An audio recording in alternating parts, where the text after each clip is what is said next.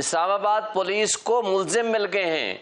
Islamabad police ने Islamabad high court में लिख के दिया है कि जनाब हम कोई किडनैप हो गए हैं, अब्डक्शन हो गई है, लेकिन हमारी कस्टडी में नहीं है, हमें नहीं पता कौन उठा के ले गया, किसकी कस्टडी में है, हम तलाश कर रहे हैं और जो ही तलाश होंगे, जो ही मुल्जिम बनेंगे, हम उनके खिलाफ प्रोसीड करेंगे और उनको तलाश करके प्रोड्यूस करेंगे बिफोर द कोर्ट। और अभी तक केस पेंडिंग है। अब तो आपके सामने मुल्जिम आ गए हैं। जो मुल्जिम हैं वो राना सनाउल्लाह साहब और अता तारड़ साहब सामने आ चुके हैं, क्योंकि इस वक्त वो कह रहे हैं कि वो किसी दोस्त के पास थे। बात यह है कि ये बताएं ना आजम खान साहब आज किधर हैं, आज वो अपने सामना क्यों नहीं कर रहे? और जो स्टेटमेंट राइटिंग में पेश की गई है वो आजम खान की नहीं है। उसमें कहा गया है कि आजम खान साहब ये कह रहे हैं, वो टाइप शुदा है।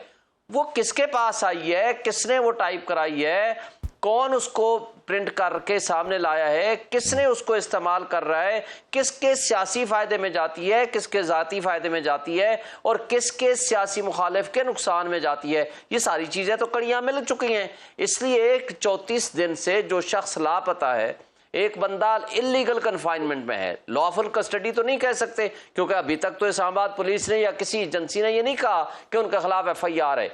और FIR के बगैर 164 की स्टेटमेंट इस तरह इन हालात में लेना, या वो मुल्जिम की होगी, या गवाह की होगी, या कंप्लेनेंट की होगी, वो तो तीनों सूरतें नहीं है।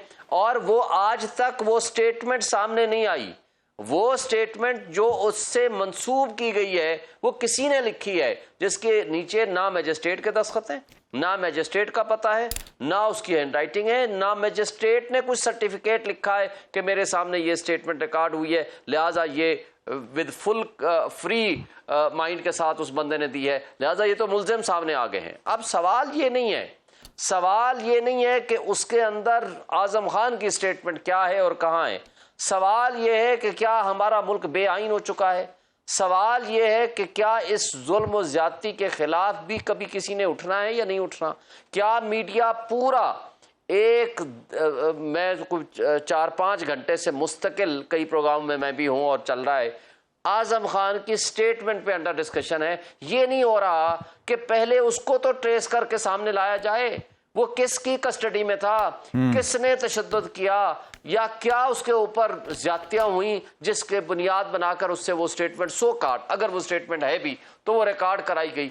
और उसके बाद अगर हमारे मुल्क में वाकई आइन मौजूद है तो सबसे पहले तो उन मुल्जिमों को पकड़ के उनको अंदर किया जाए और उस डेटेन्यू को पेश करके उसको अदालत में फिर उसको पेश किया जाए, हाई कोर्ट में जो केस पेंडिंग है। अब उसके बाद हम आगे आते हैं, इस 164 की तो कोई लीगल हैसियत नहीं है।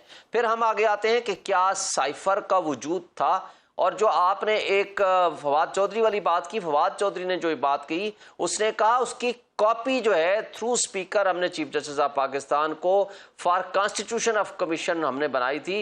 मेरा ख्याल है वो भी थ्रू अलवी साहब भेजी गई थी, मेरी जो इन्फॉर्मेशन है, और उसमें वो कॉपी थी, नॉट ओरिजिनल तो हम जी वो जो उनकी स्टेटमेंट है ना, कॉपी उन्होंने कहा, जो असल कापी का मतलब है उसकी कॉपी, नॉट ओरिजिनल। और ये कैबिनेट में पेश हुआ और कैबिनेट ने ये फैसला किया कि इसको डी क्लासिफाई किया जाए, डी कोड किया जाए, क्योंकि कोडेड फॉर्म में तो हम ला ही नहीं सकते क्योंकि वो हमारा सीक्रेसी होती है। उसका तर्जमा कराया जाए कि उसमें अंदर है क्या। और सबसे पहले 2 बातें बड़ी इंपॉर्टेंट है। नेशनल सिक्योरिटी काउंसिल की पहली मीटिंग जो की जेर सदारत हुई और जिसके ऊपर डिमॉश किया गया उनको US एम्बेसडर को, और शदीद एहतजाज किया गया, और वो मिनट्स बने और वो पूरा उसकी DG ISPR ने आकर के भी उसकी स्टेटमेंट दी और प्रेस कॉन्फ्रेंस की, दूसरे जिसमें सारे वो सीनियर आर्मी लीडरशिप भी वहां मौजूद थी।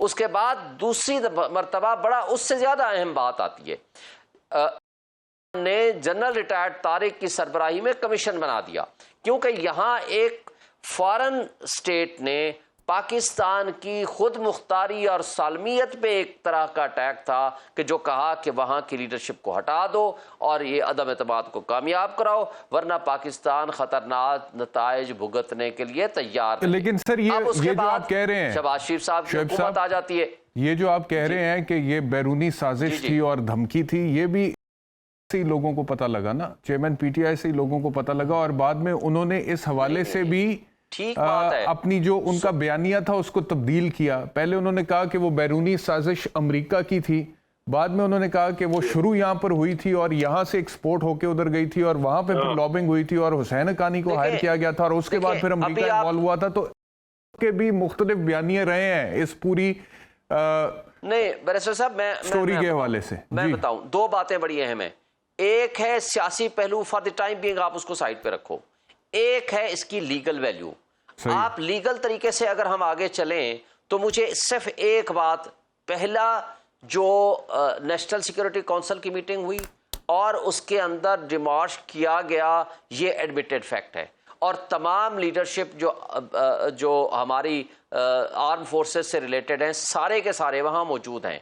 फिर शहबाज शरीफ साहब की हुकूमत आती है, शहबाज शरीफ साहब दोबारा नेशनल सिक्योरिटी काउंसिल की मीटिंग बुलाते हैं और दोबारा आपको याद है जो सबसे इंपॉर्टेंट बात है, असद मजीद को जो एम्बेसडर थे उस वक्त, अभी भी शायद वही हूं, उनको तलब किया गया था जी। और उनसे पूछा गया कि आप इन कंटेंट्स के बारे में पूरी तफसील के साथ बयान करो और उस स्पेशल मीटिंग के अंदर उसने अपने उन कंटेंट्स को एक्सेप्ट किया, माना और पूरी तफसील बयान की और उसके बाद दोबारा मिनट्स बने और उसके में ही तमाम आर्म फोर्सेस की लीडरशिप वहां मौजूद थी और उसके बाद दोबारा मिनट्स जारी हुए और वो मीडिया में भी गए और दोबारा DGISPR ने अपनी स्टेटमेंट दी। अच्छा, जब कासिम सूरी की रूलिंग आई उसके खिलाफ जब सुप्रीम कोर्ट में मैटर गया, सुप्रीम कोर्ट में वो जो मिनट्स थे वो उसमें रिप्रोड्यूस किए हैं, उसको डिस्कस किए हैं और वो ये कहा है, अब तो रिपोर्टेड जजमेंट है, ये कहा है कि बिल्कुल मुदाखलत हुई है, इट इज रॉन्ग।